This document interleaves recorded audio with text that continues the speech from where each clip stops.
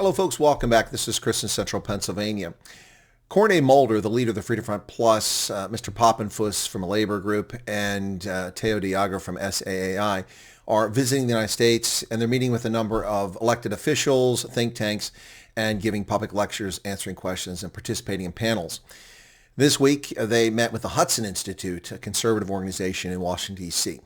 At the Hudson Institute, Melvin Foot, a noted leftist, asked them questions in a very condescending and very bigoted fashion. Let's watch this question, or this series of questions. My name is Melvin Foot. I'm the head of the constituency for Africa.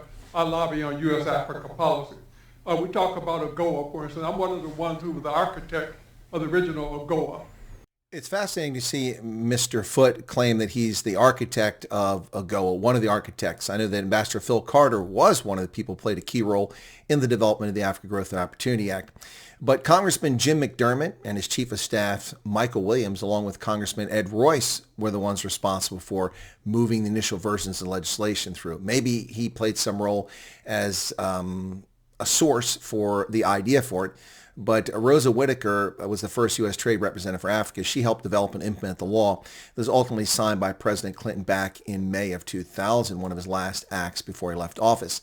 So I'm not sure what role Mr. Foot played in this, but let's accept that he was one of the key architects of AGOA, but I find no evidence of it. We'll accept his version. And I can say that what I see here, I'm seeing you guys would be okay with apartheid as it was. I'm seeing that you guys would be okay with apartheid as it was. Where does that come from?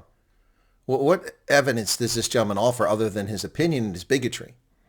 There's nothing in evidence here. There's nothing they stated in this entire, and you can go watch the entire thing on the Hudson Institute's YouTube channel. There's nothing here that pines for apartheid. This is his bigotry and racism that's coming through here. What else would it be? I mean, explain yourself. He doesn't. But I'm seeing the new government of national unity, you got a real issue with it. You can't work with it, but you can work with apartheid.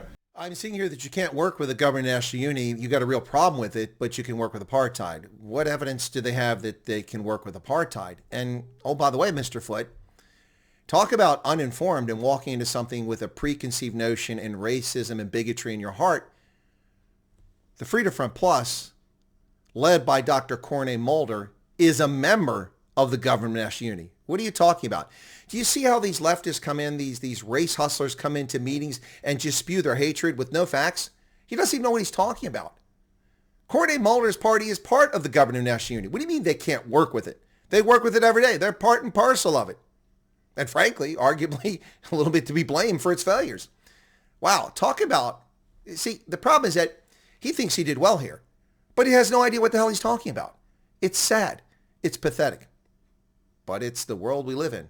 I'm asking myself, listening to this conversation, what are you telling your children? What are you telling with the young people? Can they envision a new South Africa other than what you had or what you don't like? A South Africa where all South Africans, black, white, Indian, whatever, can get along and go forward. I don't hear it from this panel. I hear you're stuck in the past and you want to go back to the past. And I'm not hearing you talk about a new vision for South Africa.